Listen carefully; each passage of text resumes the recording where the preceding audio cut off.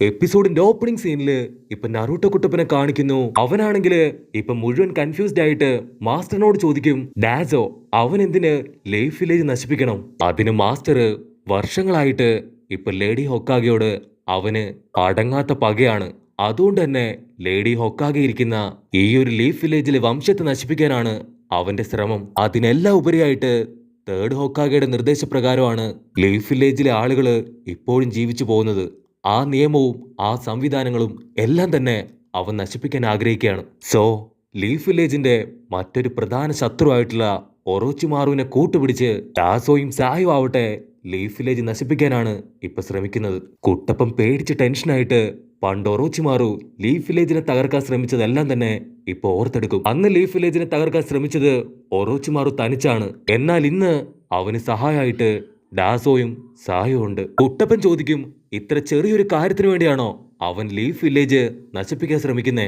അതിന് സാക്കുറ പറയും, അത് മാത്രമല്ല ഡാസോയ്ക്ക് അവന്റേതായ ഒരു വില്ലേജ് ക്രിയേറ്റ് ചെയ്യാനാണ് അവൻ ഇത്രയും കഷ്ടപ്പെടുന്നത്. ലീഫ് വില്ലേജ് നശിപ്പിച്ച് അവൻ അവിടെ അവന്റെ ഗ്രാമം കെട്ടിപ്പടുക്കും. മാത്രമല്ല ഫിഫ്ത്ത് ഹൊക്കാഗെ അത് ഡാസോ ആയിരിക്കുന്നു പറയുമ്പോ ഇവിടെ കുട്ടപ്പനാവട്ടെ അവന്റെ കലി സഹിക്കാൻ കഴിയാതെ പല്ലിറുക്കി പൊട്ടിക്കും.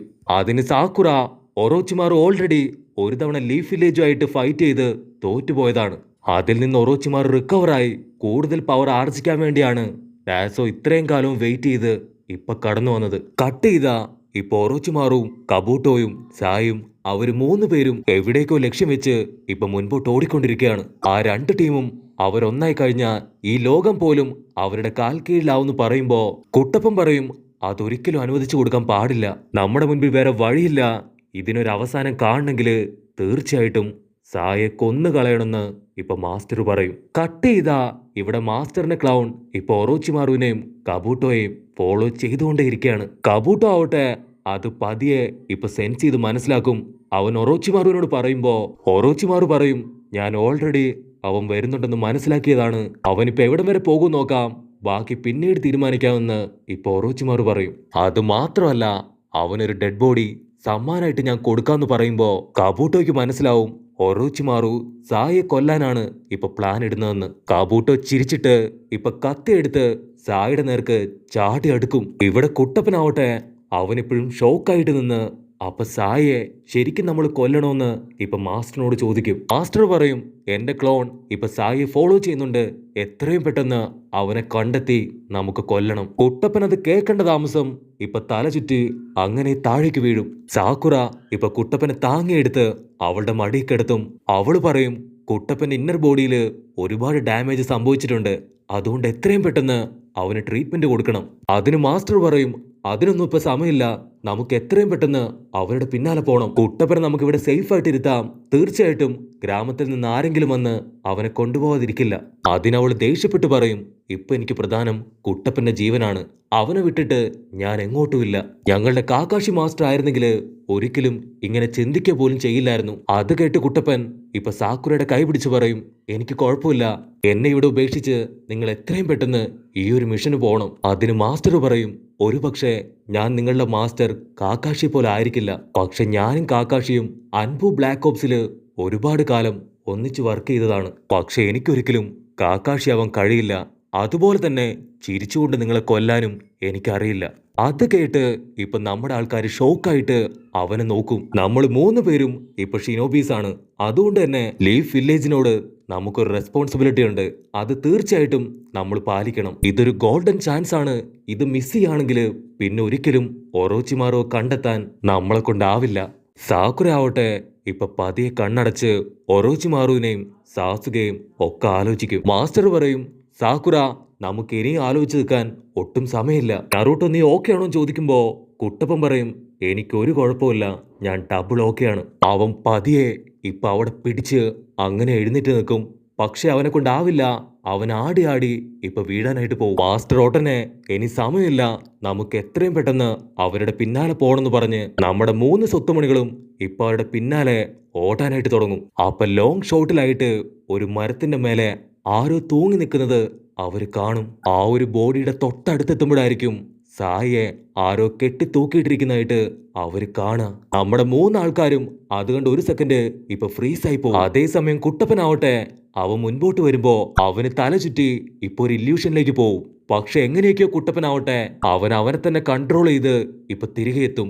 പക്ഷെ സാക്കുറ അവൾ ഒരുപാട് ദൂരം ഇപ്പൊ സഞ്ചരിച്ചത് കൊണ്ട് തന്നെ അവളുടെ കൈയുടെ വേദന അതുകൂടി അവളും ഒരു ഇല്യൂഷനിലേക്ക് പോയി തല ചുറ്റി ഇപ്പൊ പതിയെ താഴേക്ക് വീഴാൻ തുടങ്ങും. അത് കണ്ട് നറൂട്ടോ സാക്കുറ എന്ന് പറഞ്ഞ് അലറുമ്പോഴേക്കും മാസ്റ്റർ ആവട്ടെ മാസായി അവിടേക്ക് ചാടി വീണ് അവളെ കറക്റ്റായിട്ട് ക്യാച്ച് ചെയ്ത് ഇപ്പൊ ഒരു മരത്തിന്റെ ചുവട്ടിലിരുത്തും. കുട്ടപ്പൻ ഇപ്പൊ സാക്കുറയുടെ കയ്യിൽ കണ്ട ആ ഒരു മുറിവ് കണ്ട് ഷോക്കായി. ഈ ഒരു മുറിവ് അതെങ്ങനെയുണ്ടായി, നിനക്കിപ്പോ ഒരുപാട് വേദനിക്കുന്നുണ്ടോ എന്നൊക്കെ സാക്കുറയോട് ചോദിക്കും. അത് കേട്ടിട്ട് ഇപ്പൊ സാക്കുറയ്ക്ക് എന്താ പറയണ്ടേന്ന് അറിയാതെ അവള് തല കുനിച്ചു നിൽക്കും. അവള് മാസ്റ്റർ പറഞ്ഞ കാര്യം ആലോചിക്കും.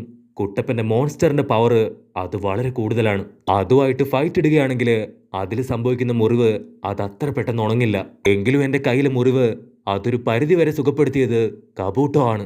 സാക്കുറ കുട്ടപ്പനോട് പറയും, അതൊന്നുമില്ല, ഞാൻ ഒറോച്ചിമാറുമായിട്ട് ഫൈറ്റ് ചെയ്തപ്പോ അവൻ അടിച്ചതാണ്. അത് കേൾക്കുമ്പോ ഇപ്പൊ കുട്ടപ്പന് ഒരുപാട് വിഷമാവും. അവൻ പറയും, ദയവ് ചെയ്ത് നമുക്ക് കുറച്ചു നേരം റെസ്റ്റ് എടുത്തിട്ട് പോവാം. അതിന് മാസ്റ്ററും നമുക്ക് തീർച്ചയായിട്ടും കുറച്ച് റെസ്റ്റ് എടുത്തിട്ട് ഇനി മുൻപോട്ട് പോയാൽ മതിയെന്ന് സാക്കുറയുടെ നിർബന്ധം പറയും. അതിന് സാക്കുറ, ഇപ്പൊ എനിക്ക് കുഴപ്പമൊന്നുമില്ല, നമുക്ക് എത്രയും പെട്ടെന്ന് അവരെ ഫോളോ ചെയ്ത് കണ്ടുപിടിക്കണം. മാസ്റ്ററല്ലേ പറഞ്ഞത് നമുക്കിനി സമയമില്ലാന്ന്. അതിന് മാസ്റ്റർ പറയും, ഞാൻ പറഞ്ഞത് സത്യം തന്നെയാണ്, നമ്മുടെ മുൻപിൽ ഇനി സമയമില്ല. പക്ഷേ നമുക്ക് സ്ട്രെങ്ത് ഇല്ലാതെ വീക്കായിട്ട് അവിടെ എത്തിയിട്ട് യാതൊരു കാര്യമില്ല. അവരുമായിട്ട് മല്ലിട്ട് നിൽക്കണമെങ്കിൽ നമുക്ക് സ്ട്രെങ്ത് വേണം, പവർ വേണം. അതിന് നീ ഇപ്പോ റെസ്റ്റ് എടുത്തേ തീരൂ.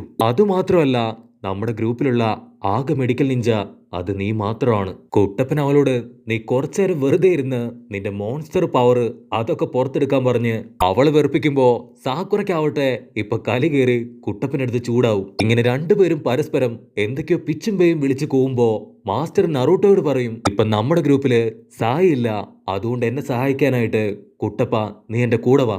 അത് കേട്ട് കുട്ടപ്പനാവട്ടെ മാസ്റ്ററിന്റെ പിന്നാലെ പോകുമ്പോ സാക്കുറ അവളെ തന്നെ ഇപ്പൊ ഹീൽ ചെയ്യും. കട്ട് ചെയ്താ ഇവിടെ ഒറോച്ചിമാറും കബൂട്ടോയും അവരൊത്തിരി ഹാപ്പി ആയിട്ട് മുൻപോട്ട് ഓടിക്കൊണ്ടിരിക്കുകയാണ്. എന്റെ കൂടെ നീ ഉണ്ടാവുകയാണെങ്കിൽ നമുക്ക് ഒരുപാട് കാര്യങ്ങൾ വെട്ടിപ്പിടിക്കാൻ കഴിയും. അതിന് കബൂട്ടോ, എന്റെ ലൈഫ് ലോങ് എനിക്ക് നിങ്ങളുടെ കൂടെ വർക്ക് ചെയ്യാനാണ് ഏറ്റവും ഇഷ്ടം. അതേസമയം മാസ്റ്റർ ഇപ്പൊ സായി കെട്ടിത്തൂക്കിയ ആ ഒരു കയറ് അത് മരത്തിന്റെ മുകളിൽ കയറി ഇപ്പൊ പതിയെ കട്ട് ചെയ്യാനായിട്ട് ശ്രമിക്കുകയാണ്. പക്ഷെ മാസ്റ്ററിന് ഇതെന്തോ ഒരു ട്രാപ്പാണ് എന്ന് ചെറുതായിട്ട് ഡൗട്ട് തോന്നുമ്പോഴേക്കും മാസ്റ്ററിന് ചുറ്റും ഇപ്പൊ ഒരുപാട് കത്തികള് പറന്നു വരികയാണ്. മാസ്റ്റർ തന്റെ കത്തി വലിച്ചെടുത്ത് ആ കത്തികളെല്ലാം തട്ടിത്തെറിപ്പിച്ച് ഇപ്പൊ പുറത്തേക്ക് ഇറങ്ങി ഓടാൻ തുടങ്ങും. ഇവിടെ കബൂട്ടോ ഇപ്പൊ ഒറോച്ചിമാറുവിനോട് പറയും, നമുക്ക് എല്ലാത്തിനും ഒടുവില് ഇവനെയും ഒരു എക്സ്പെരിമെന്റ് ആക്കണമെന്ന് പറയുമ്പോ അവരുടെ തൊട്ടു പിന്നാലെ ആയിട്ട് ഇപ്പൊ സായിയെ കാണിക്കും. ആക്ച്വലി അവര് നമ്മുടെ ആൾക്കാരെ ട്രാപ്പ് ചെയ്യാനാണ് സായിയുടെ ഒരു ഫേക്ക് ഡെഡ് ബോഡി അവിടെ കെട്ടിത്തൂക്കിയത്. ഇവിടെ മാസ്റ്റർ ആവട്ടെ ആ ഒരു ബോഡി അത് താഴെ ഇറക്കുമ്പോൾ മനസ്സിലാവും അത് ഫേക്ക് ആണ്, ഇത് സായിയുടെ ഒറിജിനൽ ബോഡി അല്ല എന്ന്. ഇവിടെ മാസ്റ്റർ ആവട്ടെ ഇപ്പൊ കുട്ടപ്പനെ കൂട്ടിക്കൊണ്ടുവന്ന് എന്തൊക്കെയോ പറയാൻ ശ്രമിക്കുമ്പോ മാസ്റ്റർ ക്ലൗൺ സായിയുടെ ഫേക്ക് ബോഡി അത് മുഴുവനായിട്ടും ചെക്ക് ചെയ്ത് ഇപ്പൊ മാസ്റ്ററിനെ വിളിച്ചു പറയും, നമ്മൾ അന്ന് ആ ഒരു ജിപ്സു അത് ഇവന്റെ ബോഡിയിൽ ചെയ്തത് വളരെ നന്നായി, അത് ചെയ്തില്ലായിരുന്നുവെങ്കിൽ നമ്മൾ വലിയ അപകടത്തിൽ പെട്ടേനെ. ആക്ച്വലി നമ്മുടെ മാസ്റ്റർ സായിയുടെ ബോഡിയിൽ ഒരു ജിപ്സ് ഉപയോഗിച്ച് ഒരു ട്രാക്കിംഗ് മെഷീൻ തന്നെ ഘടിപ്പിച്ചിരുന്നു. ക്ലൗൺ മാസ്റ്റർ വീണ്ടും പറയും, നമ്മൾ വളരെയധികം കെയർഫുൾ ആയിരിക്കണം ഇങ്ങനെയുള്ള സമയത്ത്. അപ്പോഴായിരിക്കും ക്ലൗണ് ഇപ്പൊ സായിയുടെ ബോഡിയിലുള്ള ഒരു പേപ്പർ ബോംബ് കാണുക. അത് കണ്ട് ക്ലൗൺ ആവട്ടെ അവിടുന്ന് ഓടാണ്. അതേ സ്പോട്ടില് ആ ഒരു ബോംബ് പൊട്ടി അങ്ങോട്ട് തെറിക്കും. കട്ട് ചെയ്താ ഇവിടെ മാസ്റ്റർ ആവട്ടെ ഒരു കുലുക്കമില്ലാതെ നിൽക്കുമ്പോ നറൂട്ടോ ചോദിക്കും, എന്തു പറ്റി, എന്താ ഉണ്ടായേ, എന്താ ഒന്നും മിണ്ടാത്തെന്ന് പറയുമ്പോ മാസ്റ്റർ പതിയെ കുട്ടപ്പനെ അടുത്ത് ചേർത്ത് നിർത്തി നറൂട്ടോയോട് പറയും, സാക്കുറയുടെ ഈ ഒരു അവസ്ഥയ്ക്ക് കാരണം അത് മറ്റാരുമല്ല, അവളെ അടിച്ചത് ഒറോച്ചിമാറുമല്ല, മറിച്ച് നീയാണ്. അത് കേട്ട് കുട്ടപ്പൻ ഷോക്കായി. ഇപ്പൊ സാക്കുറ ഓർത്ത് നിൽക്കുന്നതോട് കൂടെ ഈ ഒരു എപ്പിസോഡും